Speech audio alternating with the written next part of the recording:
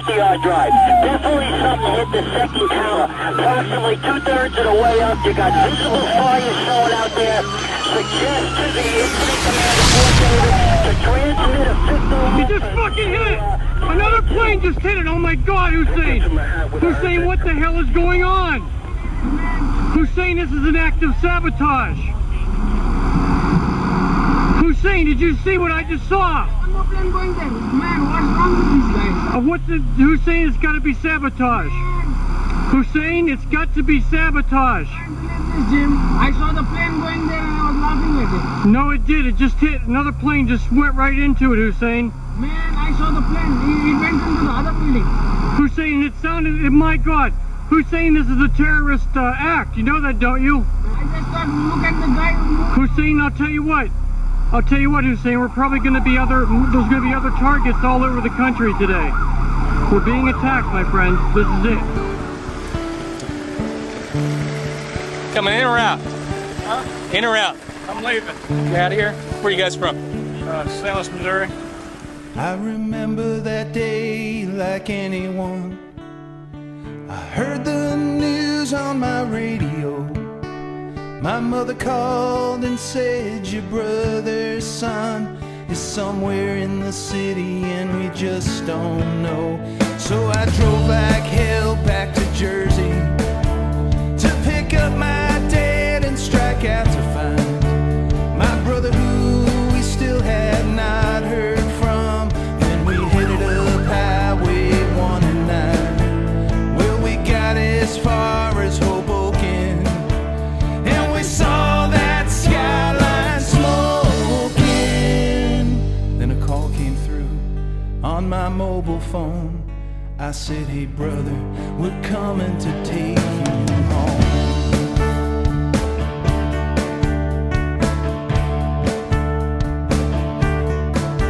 So I put a flag atop my car and I put spare change in collection jars. And I watch the news with a poison hate, and for justice to this day I wait. So I'll just say thanks to all of you who did brave things I didn't do. And I'll shed a tear for all who mourn, and to every child that's since been born. Learn about your history. Fear is your greatest enemy. Hang on to your liberty. Bite the hand of tyranny. And here's one last word of advice. You'll know the time to sacrifice. Ask the ghost of any hero if you go down to ground zero. That's the ghost of any hero if you go down to ground zero. That's the ghost of any hero if you go down to ground zero.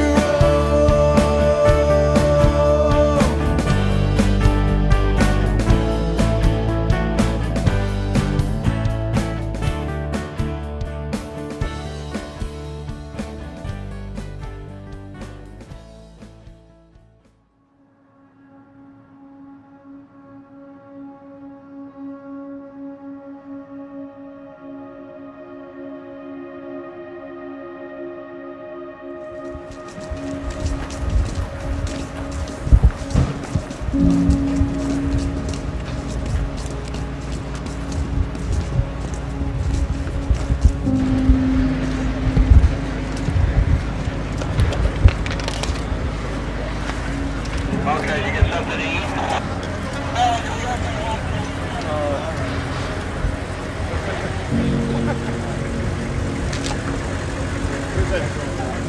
Yeah, we want Opa, that's down.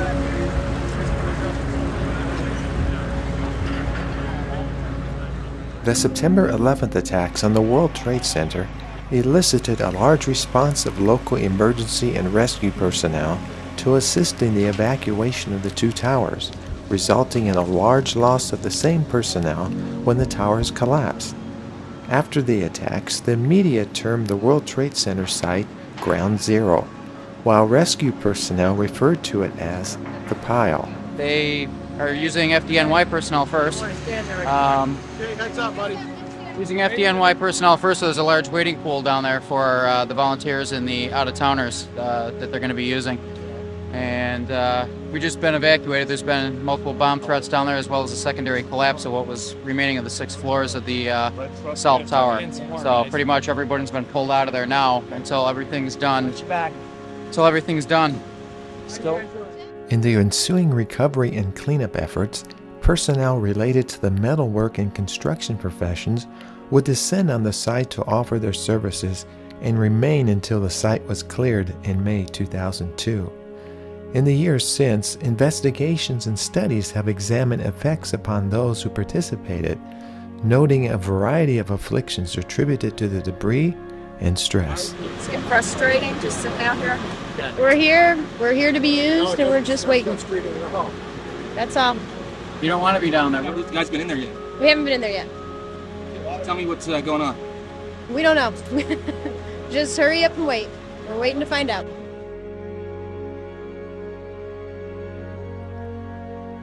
On the day following the attacks, 11 people were rescued from the rubble, including 6 firefighters and 3 police officers. In total, 20 survivors were pulled out of the rubble. Some firefighters and civilians who survived made cell phone calls from voids beneath the rubble, though the amount of debris made it difficult for rescue workers to get to them. Rescue efforts were paused numerous times in the days after the attack due to concerns that nearby buildings, including One Liberty Plaza, were in danger of collapsing. The search and rescue effort in the immediate aftermath at the World Trade Center site involved iron workers, structural engineers, heavy machine operators, asbestos workers, boiler makers, carpenters, cement masons, construction managers, electricians, insulators, machinists, plumbers and pipe fitters, riggers, sheet metal workers, steel workers, truckers, and teamsters, American Red Cross volunteers, and many others. There were also about 400 working dogs, the largest deployment of dogs in the nation's history. Good boy, Riley. Riley is dog. Good boy, Riley. Good boy. Riley. Riley. Good boy, Riley. Good boy. Let's get it away. Good boy, Riley. Good boy. How many people here know what? You know Riley real good, Louis? We got plenty on. Good job, Riley.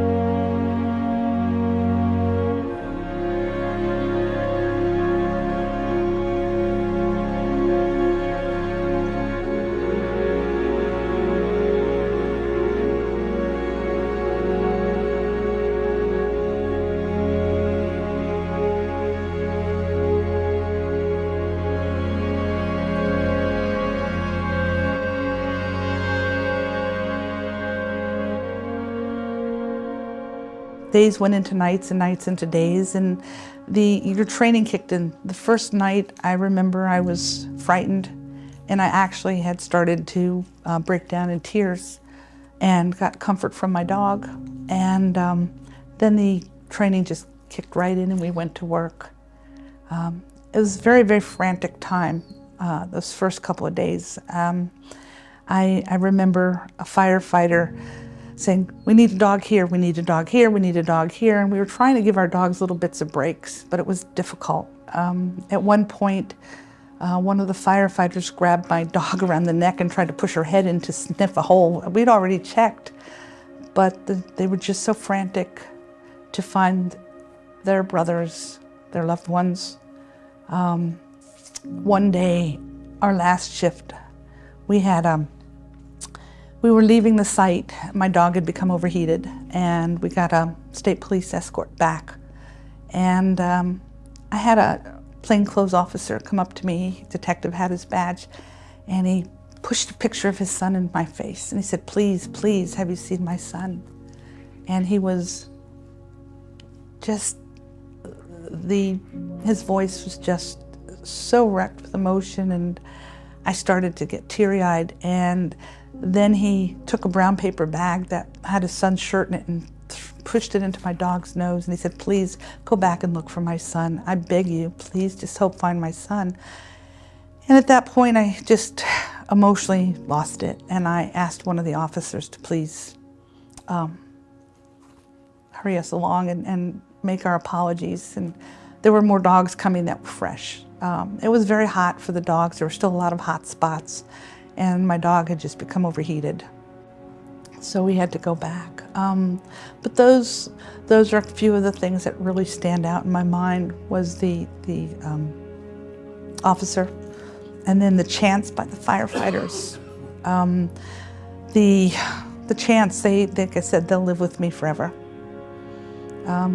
We had a lot of the... What do you mean by the chants? Well, the dogs are coming, the dogs are here, they'll find them. For 15 blocks, it just went all the way down. The dogs are here, they'll find them. The dogs are here, they'll find them. All the way through. So it became a chant.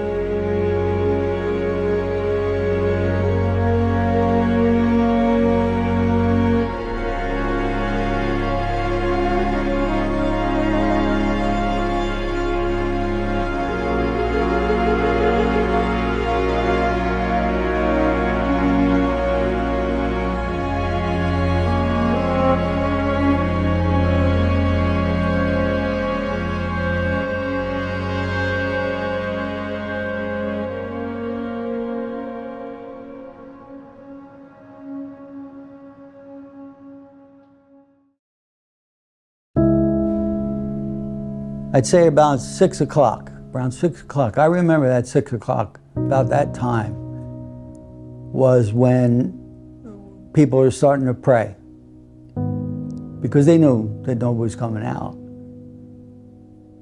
and that we'd have to go in after them later on, or tonight, or tomorrow morning, and would hope to see them there, but didn't expect it. And it was just like everybody's praying, and there was nothing he could do about it. I think that was a very hard time for people. The realization had set in at around 6, 7 o'clock for most officers and firemen and people there on the first day. Is this what you expected to find when you guys came in? No. I had no idea really what to expect, but it's just hard to believe something like this actually happened. Looks like a war zone, doesn't it? I don't have a lot of experience in war zones, but yes, that's what I would describe it as, a war zone. Heartbreaking. Heartbreaking. It's unbelievable that this could have happened.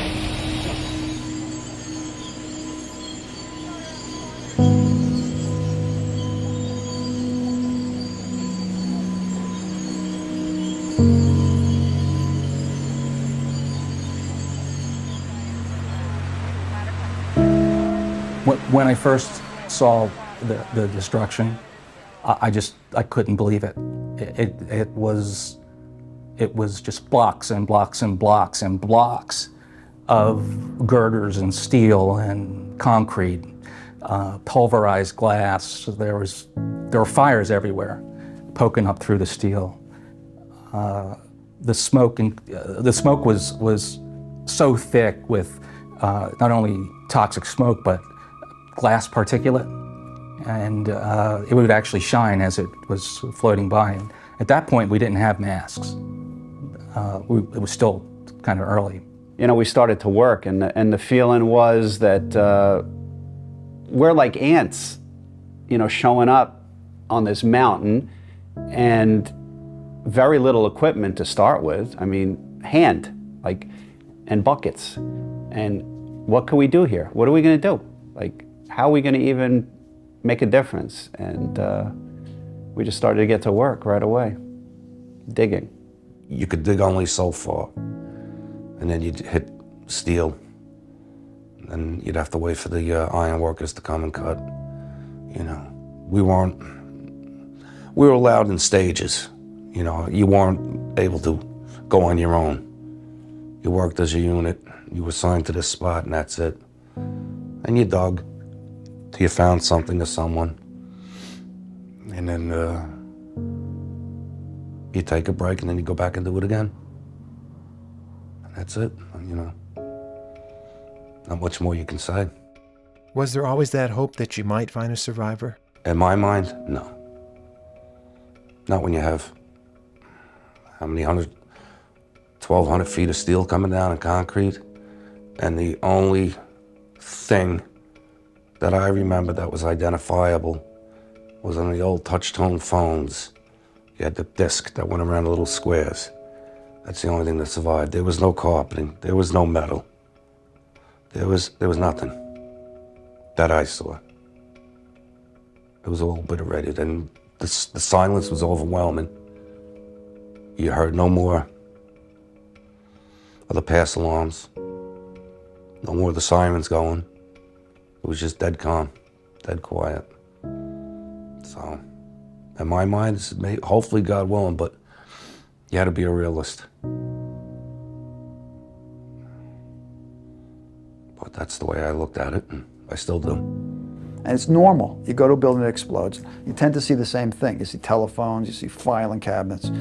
Shoes always amaze me. You always see shoes, always make it. Clothes look like rags, but shoes look normal. And you know, you see this wrecked building. It was once a 3-story building. And you know, you can still pick out a 2x4 and, you know, and there's a lot of debris and stuff. At the World Trade Center, there was nothing. Everything was pulverized. There was pieces of steel. There was pulverized white stuff that was gooey. And the way you found stuff is you picked your hands through it and you smelled it to see if it smelled like rotten meat. And if it did, you'd put it in a red bag and you'd send it to get checked, to get DNA checked, you know, to see if it was somebody or not. And where I wasn't pulling out legs or anything like that. I was picking out parts of goo that was surrounded with like white chalk. There was nothing there. There was no telephones, which always survive. There was no desks. There was no glass. Everything was pulverized. It was strange. It's hard to explain to people what it actually looked like. And there was just piles of it, and mounds of it, and acres of it, and depth. Yeah. The pile was the term coined by the rescue workers to describe the 1.8 million tons of wreckage left from the collapse of the World Trade Center. They avoided the use of Ground Zero, which describes the epicenter of a bomb explosion. The story wall is directly behind us on the BC Street story wall. And, So I did come in on that gray, and that was the predominant thing for me. It was featureless, it was lifeless, it was hollow. It was like a post-apocalyptic movie. That's the best description I always have of it, is sort of this movie set, you know? And then once again, going on to the pile there where it was now illuminated with this very stark lighting, the shadows and everything. It was so very strange. But on the third night there, I'm like, I smell garbage or something. Now, I should have known, you know, because I have smelled death before, but never in that volume. So it almost took on a different sort of scent. And I'm surprised as a firefighter with the experience of all those years that it didn't dawn on me, right? Garbage. That was the smell, like a garbage dump was the particular smell. And yes, that it was the decaying bodies. The other thing too is, you know, what did you see?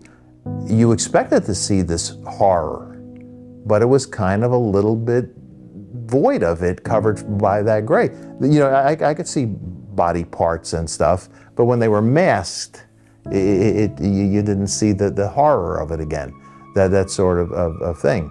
A couple of our units were operating on the roof of a nearby hotel. You know, there was a couple of body parts and stuff out there, but still all covered by that gray by the time that we had gotten into operation. You know, you might pick out something here and something. And then as I'm standing on this pile, you know, you hold the World Trade Center in your hands. Now you're standing there on the pile, and where are these people?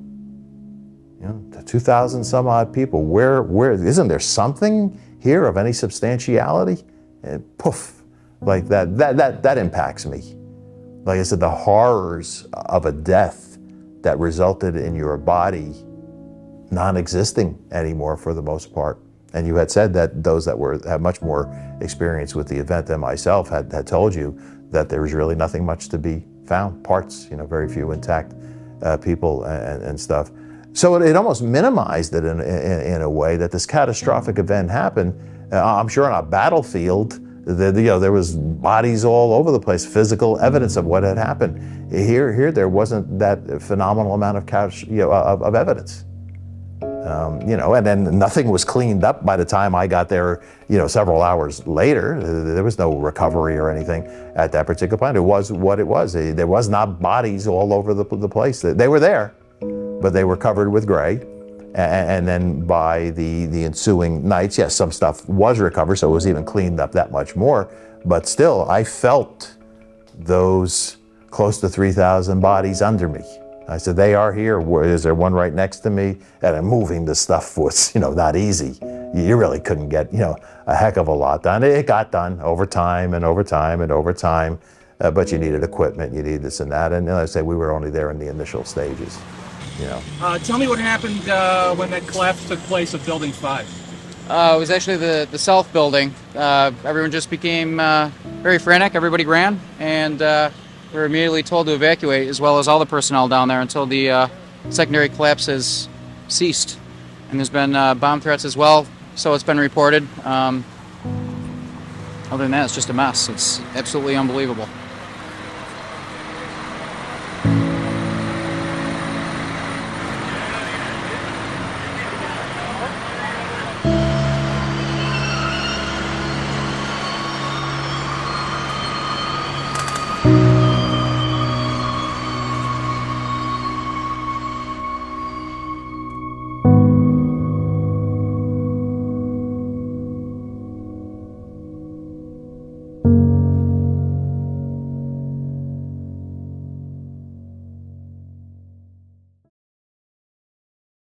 There were two tiers of rescue workers there. The first tier would be the members of New York's emergency services, FDNY, NYPD, and PAPD. They were there the first night by the thousands. Everybody who had a uniform on in New York City was there, and just thousands. And I have in one of my wide shots they looked like ants crawling everywhere.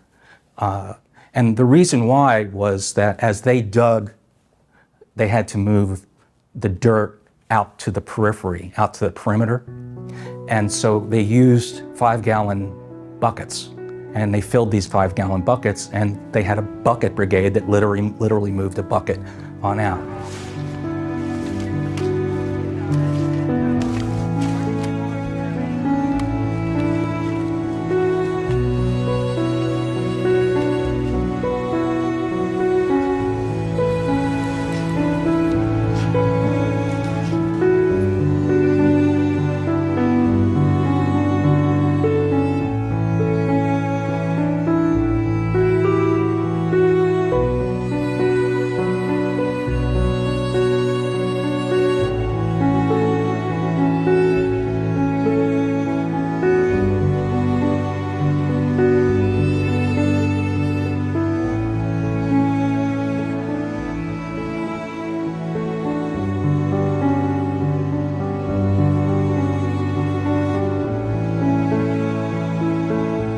Iron workers helped cut up the steel beams into more manageable sizes for removal. Much of the debris was hauled off to the Fresh Kills landfill on Staten Island, where it was further searched and sorted.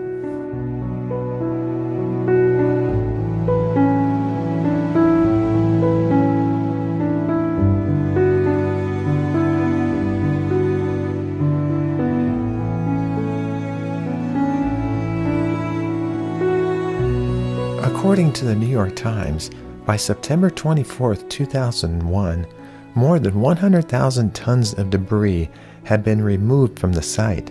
Some structural engineers have criticized the decision to recycle the steel from the buildings before it could be analyzed as part of the post-collapse investigation. Betty looks sad right now, don't you? I guess they really understand it, huh? No. Ready to go to work. Yeah. In the hours immediately after the attacks on the World Trade Center, 3 firefighters raised an American flag over the rubble.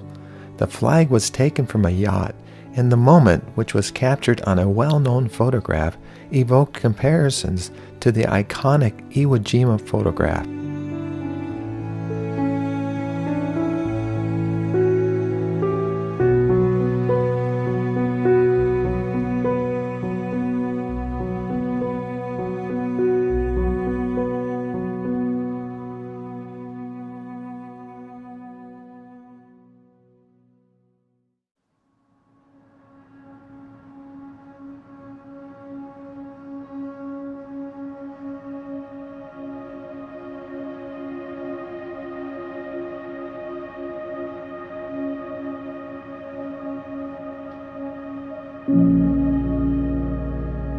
Six levels. It's 20-something feet more down below.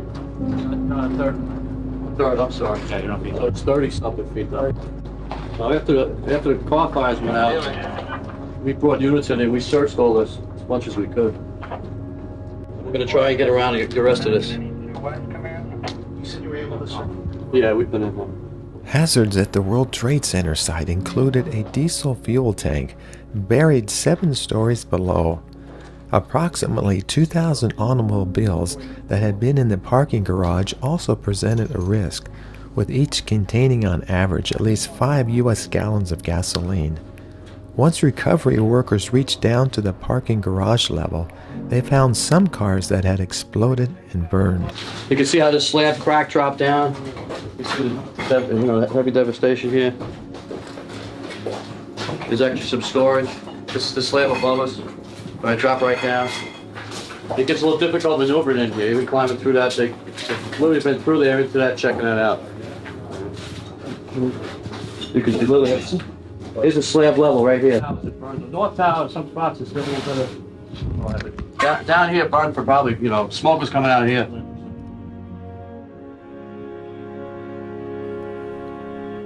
At some point, rescue workers realized that they were not going to find any more survivors. After a couple of weeks, the conditions at Ground Zero remained harsh, with lingering odors of decaying human remains and smoke. Morale among workers was boosted by letters they received from children around the United States and the world, as well as support from thousands of neighbors in Tribeca and other lower Manhattan neighborhoods. You could tell on their faces that it was already a lost cause. that they were just doing a body recovery because they understood that the likelihood of surviving a calamity like that was very, very low. Although people did survive, like Mickey Cross. Just the stories of heroism, the guys who came in afterwards that, you know, day to day just toiled at the site. And to me, everyone is in their own way a hero. Like when we were down there and we didn't have water to drink, the guys who brought the fresh water to me were heroes. The guys who brought the ice, the guys who came down and fed us. And every day, the guys who prayed with us and cried with us as America came together on that site.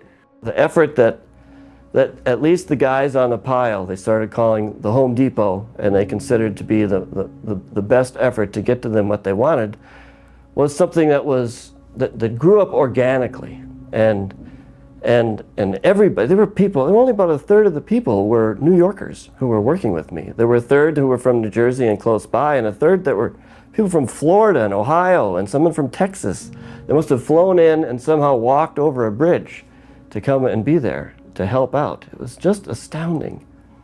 You know, you grow up. I was kind of a political animal when I was a young man, and philosophical, and had imagined a perfect society. And for 1 week, we had a perfect society. And everyone behaved perfectly. This was really what it was to be a human being. And even though for a moment you wanted to feel proud, you couldn't feel proud. There's too much loss. But I feel proud now. It was a fabulous thing.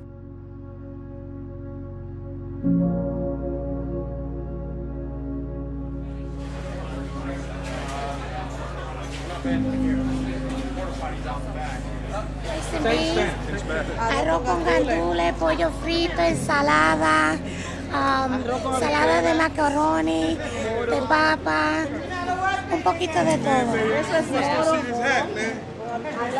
New York State, huh? Yeah, EMT. There's about 60 units here. We've been on standby all day. These ladies here have been kind enough to feed us. The bar behind us has been kind enough. They have about 30, 40 cases of water, Gatorade, and Taking care of you, huh? yeah, wonderful Spanish food here. It really is. Smells good. We got rice, yeah. macaroni salad, chicken salad. Wow. We've been at it all day. I mean, it's unbelievable that they take the time, and a lot of these guys drove in, especially from Chicago. As soon as it happened, they were on their way. You know, they took their own cars because there was no flights going. We met some guys from Tennessee. Morning it happened. When we came on Thursday, they were in a rehab area with us, and it was like, what made you guys come up? Well, we just jumped in our car and came, you know, to help. It's just amazing. The outpouring of help is unbelievable. It really is. There were many health problems caused by toxins. 99% of exposed firefighters reported at least one new respiratory problem while working at the World Trade Center site that they had not experienced before. Chronic airway disease is the main lung injury among firefighters who were exposed to toxins during 9/11. Various health programs arose after the attacks to provide treatment for 9/11 related illnesses among responders, recovery workers, and other survivors. Well, I think one of the main things that I'm different is that I have a severe lung problem, and I've had 6 collapses, and my lungs have blisters on the outside, and I have A1AD, which was just discovered last summer, which is actually a genetic disorder, which is causing problems to all of this, and so I now have an inhalator, and that actually several different kinds. and it's changed my life completely. I really can't cry anymore. If I cry, it takes about 5 minutes, and it feels as if I have pneumonia. The things swell up really fast, and it doesn't clean out. And started feeling like, oh, this isn't right. Something's not right. And it was as if my lung was two sides were a plunger, and it doesn't like that. And I could hardly breathe, and I thought I was going to have to call 911. So I have to keep myself from crying. I would be crying now otherwise. I have to learn how to take deep breaths. Even now with this, it's like there's a softball in my left side. I have to be careful.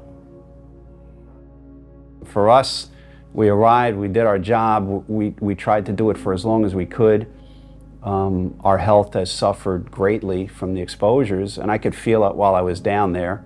You know, just whatever's clogging my lungs, but you think that you're Superman and it's gonna take care of itself. But, you know, most of the guys are getting worse. I have lung problems from this, and I knew it right away. I knew it within days, if not a week, that I had a problem walking up a flight of stairs or down the corner, and I couldn't breathe. And I knew I knew something was going on, and most guys didn't do anything about it for a while. I continued full duty. I continued working at the site. After that, I did a few tours on the pile, as they called it, and then I was taken off that, and I was put on accompanying widows and families to the site on one of the fireboats. I did that for a while, a short time. And the funny thing about the pile is, and I told people this in my town, they're like, what's it like down there? And again, you get back to the scale of things, the scale of the trade centers, and the scale of that whole site. And people don't realize how big it is, how really big it is, and how if you're like picking on the pile, it's like picking a pebble out of like Jones Beach and then moving it and looking for another pebble and thinking like you got this whole thing. The scale is enormous. Before all this happened and I ended up going out of work on April 16th, 2004, that was the end of my career. Before that, from 2001 to 2004, my health started deteriorating. I had a major asthma attack on April 16, 2004, which ended my career. Those of us who were down there, as the shit was hitting the fan and being part of the cavalry, most of us don't talk about it. And if we talk about it, it's privately, one-on-one. We're not saying, oh, I was down there on this time or down there at that time. It's not a badge. I wish I could forget that day and go back to September 10th, where I just returned from a vacation. I'll never get back my health. We're the working dead. We know we have been given a death sentence. Over 250,000 carcinogens we inhaled. A carcinogen and a carcinogen makes death. So we know our time's limited. If I make it to 60, I'll be lucky. I'm 47 now. I'm not going to see the age my grandmother or my great-grandmother saw, 100. And I know that. And it's a painful death. Painful, painful death when you can't breathe and your muscles are hurting and your joints are hurting and you can't walk and you can't breathe. It's a horrible, horrible way to end your life.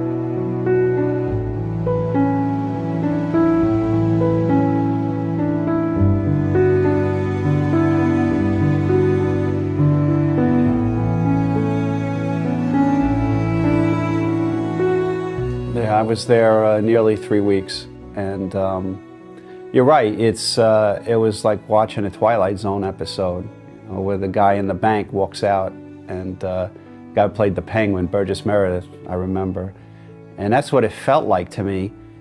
You know, I grew up here.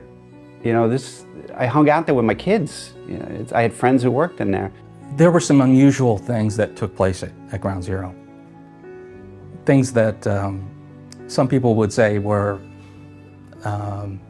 spiritual, others would say they were cosmic. But at night, with the television lights backlighting the whole area, it was very easy to see the glass particulate. And there was a facade that was about 18 stories high that remained of the South Tower. And it went up into a point, and they called it the cathedral. So when that was backlit, there'd be these streams of light coming out, lighting the particulate. And to the person, people would say, no, those are the souls going to heaven. And I shot it. I thought, it won't come out on video. I won't get that feeling on video, but it is. You can easily get that idea. It was the shot to get. Every time I saw it, I'd shoot it.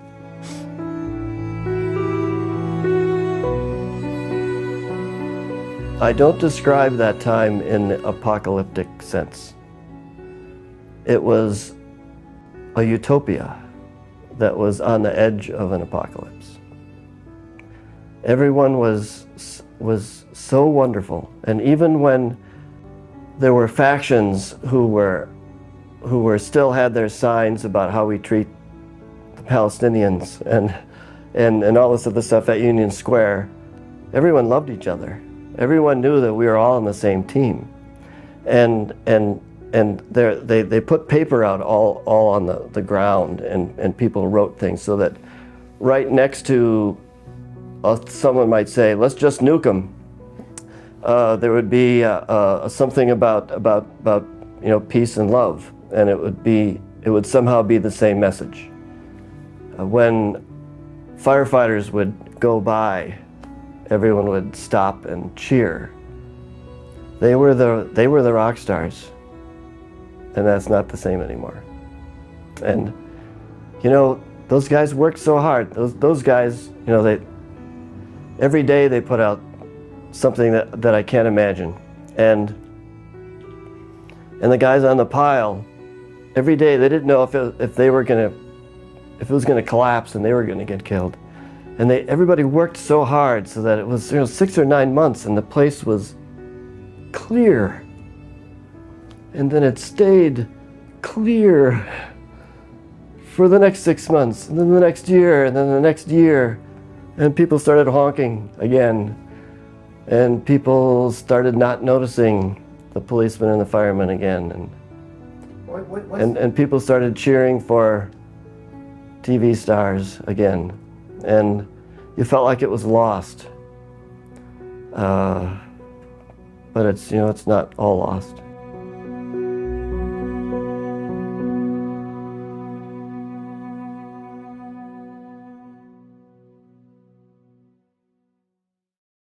Was there once a time when the world was young and unafraid, when we sang of wondrous dreams and were proud of all we made? Was there once a time when the world was wide and true and real, when each word was fresh and free, and each life was held and healed? Was there once a time when the song came lightly to my lips, and the music danced and played in a kind of trance kinship? Once upon that time, if the world breathed heavy on my back, I could find the strength to sing. I would find a right